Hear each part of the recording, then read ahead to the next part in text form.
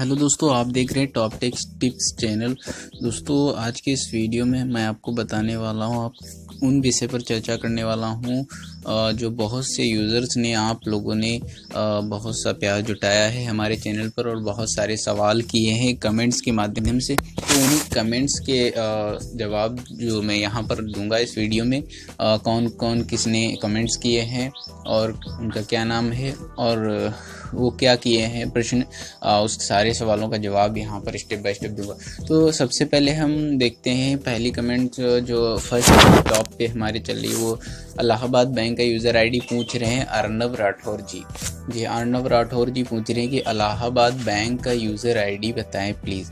तो इलाहाबाद बैंक का user ID मैं नहीं बता सकता, क्योंकि आप जिस चीज़ को यूज़ करना चाहते हैं शायद उसे नेट बैंकिंग कहते हैं और यूज़र आईडी और पासवर्ड आप अभी तक नहीं बना पाए हैं। तो मैं आपको रिकमेंड करूंगा कि आप नेट बैंकिंग के लिए रजिस्ट्रेशन करें। जब आप इलाहाबाद बैंक की ऑफिशियल वेबसाइट पर नेट बैंकिंग के लिए रजिस्ट्रेशन करेंगे, जो प्रोसेस होती है उसको वॉच करके, कोई वीडियो देख करके, ठीक है, उस पर मैं सेपरेट वीडियो कभी बनाऊंगा, वो अलग बात है। पर आप बहुत सारे वीडियोस पड़े हुए हैं, इंटरनेट पर अवेलेबल हैं। इलाहाबाद नेट बैंकिंग कैसे चालू करें, अगर आप सर्च करेंगे यूट्यूब पर तो आपको बहुत सारे वीडियोस मिल जाएंगे, जिनको देखकर आप नेट बैंकिंग सेवा सर्विस को एक्टिवेट करने के तरीकों को जान सकते हैं। तो फाइनली वहाँ से आप जब उसको एक्टिवेट करेंगे तो आपको यूज़र आईडी और पासवर्ड मिल जाएगा और आप उस पासवर्ड और यूज़र आईडी के द्वारा लॉगिन कर पाएंगे। तो अर्नब राठौर जी, उम्मीद है कि आप समझ चुके होंगे कि आपको करना क्या है। उसके बाद जो नेक्स्ट कमेंट आता है वो एमडी आज़ाद सबीना का आता है। तो ये पूछ रहे हैं कि bank of Baroda net banking user ID password कैसे पता लगाएं। तो इनको भी बैंक ऑफ बड़ौदा की नेट बैंकिंग यूज़र आईडी और पासवर्ड की जानकारी चाहिए। तो यूजुअली इनको भी नेट बैंकिंग यूज़ करना है। तो नेट बैंकिंग यूज़ करने के लिए आपको फिर मैं आपको बताना चाहूँगा कि नेट बैंकिंग एक्टिवेट करना पड़ेगा। नेट बैंकिंग जैसे ही आप एक्टिवेट करेंगे, रजिस्ट्रेशन करने के बाद बैंक की तरफ से आपको यूज़र आईडी और पासवर्ड मिल जाएगा। उस यूज़र आईडी और पासवर्ड को आप लॉगिन करके नेट बैंकिंग का उपयोग कर सकते हैं और सारी सुविधाओं का लाभ ले सकते हैं। तो आशा करता हूँ इस कमेंट्स का जवाब आपको मिल चुका होगा। और यदि आप बैंक ऑफ बड़ौदा की और नेट बैंकिंग कैसे एक्टिवेट करें जानकारी लेना चाहते हैं तो आप यूट्यूब पर बहुत सारे वीडियोस वॉच कर सकते हैं। इस पर मैं सेपरेट वीडियो कभी बनाऊंगा, वो अलग बात है। पर अभी मैं आपको सिर्फ एक स्टेप बता रहा हूँ कि किस तरीके से आपको ये सारी चीज़ें करनी है। तो आपको यूज़र आईडी और पासवर्ड बनाना है, तो मतलब आपको रजिस्ट्रेशन करना है नेट बैंकिंग के लिए, तभी आप बना पाएंगे। इसके लिए आपको जो प्रोसेस होती है वो सारी आप उस वीडियो में देख सकते हैं, जिसमें ये बताया जाएगा कि कैसे चालू करें नेट बैंकिंग। उसके बाद जो तीसरा कमेंट है प्रताप मिश्रा जी का, जो पूछ रहे हैं अगर एक कर्मचारी का 2 आईडी हो तो क्या करें। देखिए, अगर एक कर्मचारी का 2 आईडी है तो उसमें दोनों आईडी आप यूज़ कर सकते हैं, उसमें कोई दिक्कत नहीं। तो आप दोनों आईडी का उपयोग कर सकते हैं, नो प्रॉब्लम, एनी प्रॉब्लम, इसमें कोई भी समस्या नहीं है। और चौथा कमेंट है मनोज कुमार जी का। मनोज जी पूछ रहे हैं कि MD by BOI mobile app में जो यूज़र आईडी मांग रहा है वो समझ नहीं आता। तो देखिए, अगर आप बैंक ऑफ इंडिया में जो यूज़र आईडी क्रिएट कर रहे हैं तो मे बी आप शायद गलत यूज़र आईडी क्रिएट कर रहे हो जो ऑलरेडी किसी ने रजिस्टर कर रखी हो। तो आपको जो यूज़र आईडी बनानी है उसमें कुछ अंक और अपना नाम या कोई डिफ़िकल्ट नाम डाल देना है, कम से कम 8-10 कैरेक्टर्स का होना चाहिए, जिससे कि वो अवेलेबल हो। अगर अवेलेबल नहीं है तो जब आप कोई भी यूज़र आईडी बनाकर डालेंगे उसमें वो ऑलरेडी टेकन बताएगा, तो नीचे आपको सजेशंस आ जाएंगे कि ये आईडी इससे मैच करती हुई अवेलेबल हैं। आप उनमें से कोई एक सेलेक्ट कर सकते हैं तो आपको वही यूज़र आईडी आपकी होगी। और पासवर्ड तो आप अपने खुद से सेट कर सकते हैं, एक कॉम्प्लिकेटेड पासवर्ड, जैसा कि स्ट्रॉन्ग पासवर्ड सेट किया जाता है। सिंबल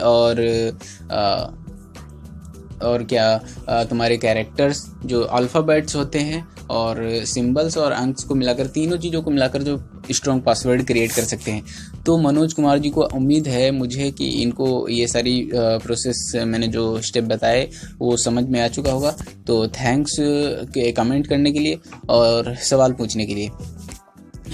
जो 5वां कमेंट्स है वो एग्जाम्पल और दो। मैंने जो कंटेंट बनाया था यूज़र आईडी क्या है उस पर मैंने सिर्फ फोकस किया था कि आपको यूज़र आईडी के बारे में अच्छी तरीके से समझा सकूं। तो मैंने बताया था कि यूज़र आईडी एक विशेष प्रकार का नेम होता है जो किसी प्लेटफॉर्म पर आप जब फर्स्ट टाइम पहुंचते हैं तो वहां पर जब रजिस्ट्रेशन करते हैं तो उसमें आपको एक आईडी क्रिएट करनी पड़ती है। आपकी यूज़र आईडी आपका मोबाइल नंबर भी हो सकता है या आपका कोई सेपरेट यूज़र नेम भी हो सकता है। तो यूज़र आईडी का उपयोग जिस भी वेबसाइट में आपको अकाउंट बनाना पड़ता है या प्लेटफॉर्म पर तो वहाँ क्रिएट करना पड़ता है। तो एग्जांपल देने की बात रही तो इसमें एग्जांपल देने वाली कोई बात नहीं है। और भी अगर आप चाहते हैं तो मैं इस पर एक और वीडियो बना दूंगा। काफ़ी मेहनत करनी पड़ती है क्योंकि ये समझा पाना थोड़ा डिफ़िकल्ट है, काफ़ी कठिन है और जटिल प्रक्रिया है। चलिए 6ठा कमेंट पढ़ते हैं। ताज मोहम्मद जी ने थैंक्स कहा है। मैं इनका वेलकम करना चाहूँगा कि इन्होंने मुझे थैंक्स कहा है और बहुत ही अच्छा लगा मुझे कि कोई मेरे वीडियोस से कुछ अच्छा सीख रहा है। तो थैंक्स फॉर वॉचिंग एंड दोस्त कमेंट्स करने के लिए। और यदि आपका कोई भी सवाल हो तो आप मुझसे जुड़े रहिए, चैनल से जुड़े रहिए, हम आपके सवालों का जवाब लगातार देते रहेंगे। तो मुझे उम्मीद है कि ताज मोहम्मद जी को अच्छी तरीके से समझ आ चुका होगा कि यूज़र आईडी क्या होती है। तो चलिए 7वां कमेंट्स पढ़ते हैं। 7वें कमेंट में दुष्मंत दनसेना जी पूछ रहे हैं, थैंक यू सर। पूछ नहीं रहे, ये भी हमें जो है थोड़ा मोटिवेट कर रहे हैं और कि मतलब इनको कुछ हमसे सीखने को मिला है हमारे वीडियोस से, तो उसी के लिए धन्यवाद कर रहे हैं। तो मैं इनका काफ़ी धन्यवाद करना चाहूँगा और वेलकम करना चाहूँगा अपने चैनल पर कि इसी तरह हमारे चैनल से जुड़े रहिए और आप कुछ ना कुछ नया सीखते रहिए। उसके बाद जो 8वां कमेंट आया है वो भाई सर्वप ग्रामीण बैंक का APS लोड किया है, उसका यूज़र ID नहीं बना पा रहे, उसे बारे में बताएं। तो मुझे लगता है कि आपके सवालों से कि आप जो यूज़र ID बना रहे होंगे वो ऑलरेडी किसी ने रजिस्टर कर रखी होगी। तो आपसे मैं निवेदन करना चाहूँगा कि आप एक ऐसा कठिन नेम चुनें जो वहाँ पर अवेलेबल हो। अगर अवेलेबल नहीं है तो अगर सजेशन देता है वो प्लेटफॉर्म, आपको सुझाव देता है कि ये वाली आईडीज़ अवेलेबल हैं। जैसे आप जीमेल आईडी बनाते हैं तो जीमेल आईडी बनाते समय आपको जो आप अपने आप चुनना चाहते हैं कोई एक जीमेल, तो आप अपना नाम वगैरह या कुछ अलग नाम डालते हैं, उसमें अंक डालते हैं। अगर वो टेकन होती है मतलब ऑलरेडी रजिस्टर होती है तब आप उसे आपके जो आपका स्क्रीन होता है, इंटरफेस होता है, उसके नीचे सजेशंस आते रहते हैं कि आपके लिए ये अवेलेबल हैं, इससे मैच करती हुई, तो आप सेलेक्ट कर सकते हैं। इसी तरह इस प्लेटफॉर्म पर भी ऐसा ही होगा, जो आप यूज़र आईडी डालते होंगे उसका अगर वो नहीं है तो वहाँ पर दूसरे सजेशन सुझाव आ जाएंगे कि ये वाली अवेलेबल है, तो आप उनमें से कोई भी सेलेक्ट कर सकते हैं। चलिए 8वां कमेंट हो गया। मुझे उम्मीद है कि फ़रहान अली को काफ़ी अच्छी जानकारी मिल चुकी होगी। यदि आपका इनका कोई और भी डाउट है, अगर आप नहीं समझ पा रहे हैं फिर भी मैं जहाँ तक सवाल करूँ ये सर्वप ग्रामीण बैंक, तो इसके बारे में मैंने अभी तक कोई वीडियोज़ या कोई वो नहीं देखा है, तो इसके बारे में भी पूरी तरीके से मैं आपको जानकारी नहीं दे सकता हूँ। चलिए कोई बात नहीं, फिलहाल एनीवे मैं जानने की कोशिश करूँगा और आपके सवाल का जवाब देने की कोशिश करूँगा। उसके बाद जो नवा कमेंट है वो लालजी कुमार, यानी फॉर्म में यूज़र आईडी कैसे डालें। तो भाई देखिए, यूज़र आईडी आप फॉर्म में डालना चाहते हैं, आप किस प्लेटफॉर्म पर हैं, किस सॉफ्टवेयर पर हैं, किस एप्लीकेशन पर हैं, मुझे कंप्लीट अगर आप प्रश्न करते हैं, किसी मिलता जुलता प्रश्न करते हैं अगर तो मैं आपके सवालों का जवाब दे सकता हूं आसानी से। पर अभी मेरे को आपके कमेंट से ये नहीं समझ में आ रहा है कि आप किस फॉर्म में यूज़र आईडी डालना चाहते हैं। मेरे ख्याल से आपकी भी वही प्रॉब्लम है जो अन्य कुछ लोगों की अभी मैंने प्रॉब्लम्स बताई हैं कि यूज़र आईडी अगर ऑलरेडी कोई रजिस्टर कर रखा होता है तो वो आपको दोबारा नहीं मिलती। एक यूज़र आईडी एक ही बंदा यूज़ कर सकता है किसी एप्लीकेशन सॉफ्टवेयर पर, तो आप चेंज करके डाल के देखिए, कोई दूसरा अनदर यूज़र आईडी डालकर देखिए, हो सकता है वो अवेलेबल हो। तो चलिए आपको समझ में आ चुका होगा। उसके बाद मोहम्मद हज़रत ऑफिशियल एक इन्होंने कमेंट किया कि भाईजान जीमेल आईडी यूज़र नेम हज़रत अंसारी के बजाय मोहम्मद हज़रत ऑफिशियल है और मैं न्यू चैनल बनाया हुआ, आगे चलकर कोई दिक्कत होगी या नहीं, प्लीज़ हमें अभी बताइए। तो देखिए, आपको इससे कोई भी प्रॉब्लम नहीं होने वाली है। आपका जो जीमेल आईडी यूज़र नेम हज़रत अंसारी के बजाय मोहम्मद हज़रत ऑफिशियल है तो उससे कोई प्रॉब्लम नहीं होने वाली है। आप इससे बेफिक्र रहिए, नो टेंशन, कोई भी टेंशन ना लीजिए, आप इससे बेफिक्र रहिए, कुछ प्रॉब्लम नहीं होती इन चीज़ों से, ठीक है। तो उसके बाद पूछ रहे हैं जो 10वें कमेंट्स में शुभम शेर पूछ रहे कि यूज़र आईडी क्या है। इनको मैंने जो है इन्होंने मतलब अभी जो हमारा वीडियो देखा उससे शायद ये समझ नहीं पाए हैं, तो मैं इनको फिर एक बार बताना चाहूँगा कि एक यूनिक प्रूफ होता है, एक सबूत के रूप में होता है कि यूज़र आईडी एक आईडी होती है, आपकी पहचान होती है। ये आईडी आपको ऑनलाइन इंटरनेट पर मिलती है, उस प्लेटफॉर्म पर जहाँ पर कि अकाउंट बनाना पड़ता है। तो एक सेपरेट यूनिक नंबर होता है, नंबर भी हो सकता है उसमें, और इंग्लिश के अक्षर्स भी हो सकते हैं। काफ़ी लंबा चौड़ा यूज़र आईडी हो सकता है कि केवल अंक ही हो सकता है कि केवल जो है अल्फ़ाबेट्स हो। तो आप इसमें जो है यूज़र आईडी एक प्रकार का प्रूफ होता है जो किसी वेबसाइट में किसी वेबसाइट को एक्सेस करने के लिए यूज़ किया जाता है। तो शुभम जी, अगर आप इससे निश्चिंत नहीं हैं तो आप मुझे जो है पर्सनली कांटेक्ट कर सकते हैं 8417833032 पर, जहां पर मैं आपको विस्तार पूर्वक समझा सकूंगा कि यूज़र आईडी आखिर क्या होती है। लेकिन इसके लिए आपको उस प्लेटफॉर्म के बारे में बताना होगा जहाँ पर आप यूज़र आईडी नहीं समझ पा रहे हैं। मेरे ख्याल से आप नेट बैंकिंग में यूज़र आईडी नहीं समझ पा रहे होंगे, क्योंकि आपके पास एक बैंक अकाउंट होगा और आप चाह रहे होंगे कि यार मैं इंटरनेट बैंकिंग यूज़ करके ऑनलाइन जो है अपने बैंक अकाउंट की सारी सर्विसेज को यूज़ कर सकूँ, बट आपके पास वो सारी प्रोसेस प्रक्रिया पूरी नहीं कंप्लीट होगी जिसके द्वारा आप नेट बैंकिंग चालू कर सकें। मतलब आपके पास एक बैंक खाता है, आपके पास बैंक खाता में रजिस्टर्ड मोबाइल नंबर नहीं है, आपके पास इश्यूड ATM कार्ड नहीं है, तो आप इन दोनों के बिना आप जो है नेट बैंकिंग एक्टिवेट नहीं कर सकते हैं और वहाँ से यूज़र आईडी और पासवर्ड नहीं बना सकते हैं। तो आपके पास ये चीज़ें होना चाहिए, उसके बाद आप नेट बैंकिंग के लिए एक्टिवेशन कर सकते हैं। उसके बाद आपको यूज़र आईडी और पासवर्ड बैंक की तरफ से दे दिया जाएगा। फिर आप जो चाहे उसमें बिल रिचार्ज और रिचार्ज वगैरह वगैरह ऑनलाइन सारी कई सुविधाओं का लाभ ले सकते हैं। उसके बाद जो कमेंट आया है एक नेक्स्ट गौरव कुमार जी पूछ रहे कि भाई मैं लूडो गेम खेल रहा हूँ, उसमें आईडी मांग रहा है, उसमें कुछ कोइन मिले। तो भाई देखो, लूडो गेम खेल रहे हो सकता है वो अकाउंट एक्सेसिबल एक सॉफ्टवेयर हो, तो वहाँ पर आपने साइन अप किया हो, उस समय आपने कोई यूज़र आईडी बनाई हो, तो जो आपने उस समय यूज़र आईडी बनाई होगी वही यूज़र आईडी जो है आपको पूछ रहा है। तो वो ही यूज़र आईडी आपको डालनी है यहाँ पर। और अगर आप भूल चुके हैं तो आपको वहाँ पर आपको देख लेना है उस ऐप का जो इंटरफेस क्या है। आपको वहाँ पर फॉरगेट पासवर्ड या फॉरगेट यूज़र आईडी का विकल्प मिल जाएगा, जिसके आप द्वारा आप अपने फ़ोन नंबर के थ्रू एक नई यूज़र आईडी बना सकते हैं और फिर उसी अकाउंट को एक्सेस कर सकते हैं। आपके जो भी कोइंस होंगे वो आपको फिर से मिल जाएंगे। चलिए, तो ये कमेंट रही। अब आगे जो कमेंट कर रहे हैं वो पूछ रहे हैं इन्फिनिटी 2001 यूज़र आईडी और पासवर्ड कैसे बनाते हैं। तो भैया देखिए, आप जिस प्रश्न को कर रहे हैं मेरे ख्याल से आपका भी प्रश्न नेट बैंकिंग से संबंधित होगा।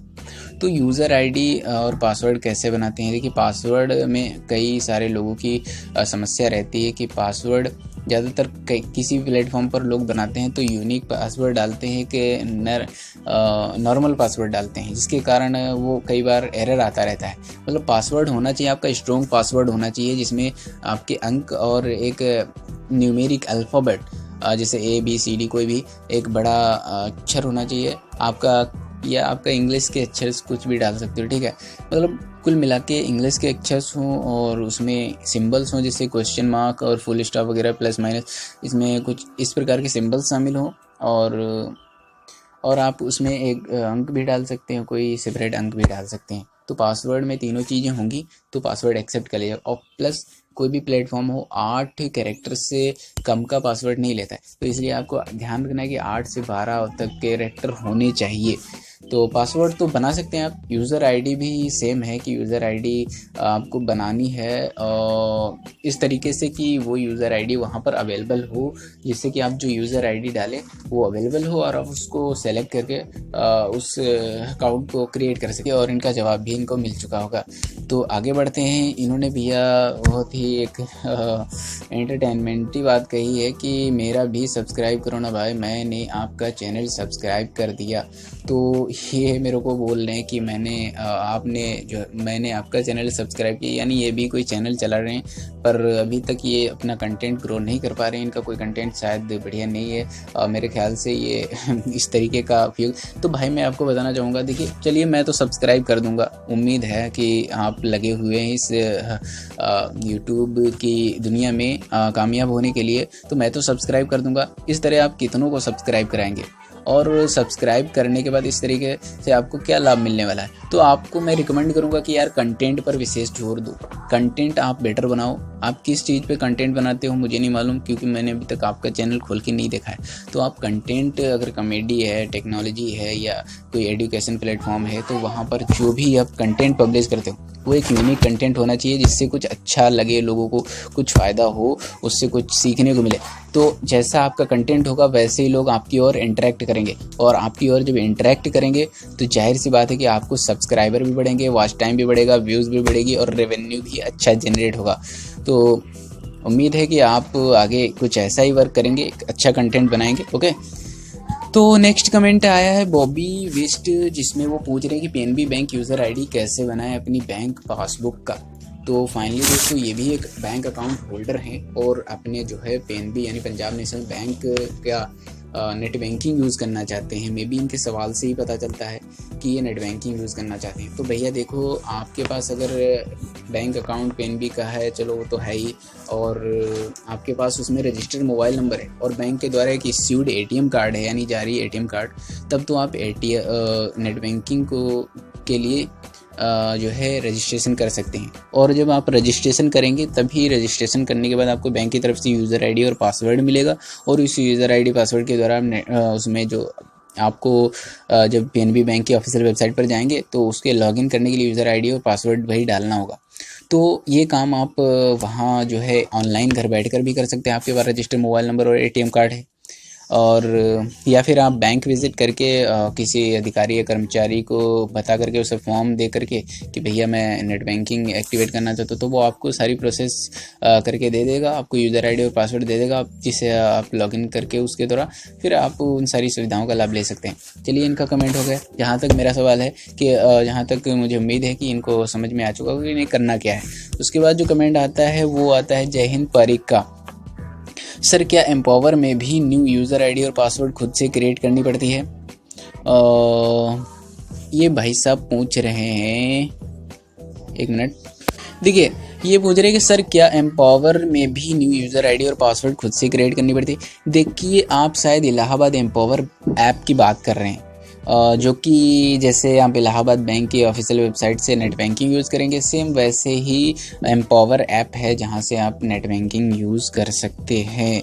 तो इसके लिए आपको यूज़र आईडी खुद से क्रिएट करनी पड़ेगी, अपने आप ही बनानी पड़ेगी, या आप बैंक से भी अपना यूज़र आईडी बनवा सकते हैं। इसमें कोई संकोच या संदेह नहीं है। और अगर आप खुद से बनाना चाहते हैं तो वही प्रोसेस आती है नेट बैंकिंग में कि आपके पास रजिस्टर्ड मोबाइल नंबर और ATM issued ATM, debit card या रुपए कार्ड, कोई भी कार्ड होना चाहिए।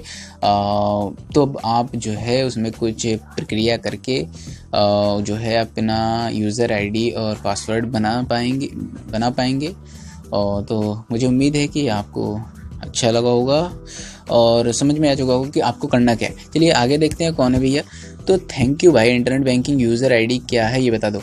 टिकटॉक इंडिया, शायद मे बी ये चैनल चला रहे हैं कोई, ये पूछ रहे हैं कि मुझे तो धन्यवाद कर रहे हैं, फिर कह रहे हैं इंटरनेट बैंकिंग यूज़र आईडी क्या है ये बता दो। तो इंटरनेट बैंकिंग यूज़र आईडी, आप नेट बैंकिंग अगर यूज़ करते हैं तो नेट बैंकिंग में यूज़ करने के लिए जो यूज़र आईडी आप डालते हैं वो होती है इंटरनेट बैंकिंग यूज़र आईडी। अब सवाल आता है कि आपको इंटरनेट बैंकिंग यूज़र आईडी अभी भी समझ में नहीं आई। तो देखिए, वैसे तो आप बैंक की सारी सुविधाओं का लाभ में भी शायद आप बैंक में जा कर के लेते होंगे। अगर आप इंटरनेट पे बैंक की सारी सुविधाओं का, जैसे बैंक पैसा ट्रांसफ़र करना है, आपको किसी को रिचार्ज करना है, किसी का रिचार्ज करना है ऑनलाइन अपने बैंक से, बैंक की ऑफिशियल वेबसाइट से, ये सारा काम करते हैं, तो जो यूज़र आईडी और पासवर्ड आपको बैंक की तरफ से नेट बैंकिंग यूज़ करने के लिए दिया जाता है, उससे हम इंटरनेट बैंकिंग यूज़र आईडी कहते हैं। तो इनका जो सवाल था उसका जवाब हम इनको मिल चुका होगा। और मैं भी, अगर आपको कोई और भी डाउट क्वेश्चंस है तो आप पूछ सकते हैं। इसके बाद ये सारी कमेंट्स के जवाब मैंने दे दिए हैं स्टेप बाय स्टेप। अगर आप लोग देख रहे हैं, आप भी कुछ पूछना चाहते हैं, कुछ जानना चाहते हैं, और आप भी चाहते हैं कि मेरा भी कमेंट जो है हर एक वीडियो में आए और मैं यूट्यूबर यानी मैं जो है इन कमेंट्स का जवाब दूं नाम लेकर के और प्रश्न पढ़ करके, तो ज़रूर हमें कमेंट कीजिए और वीडियो को लाइक कर दीजिए। चैनल पर नए हैं तो चैनल को सब्सक्राइब कर दीजिए। Thanks for watching this video.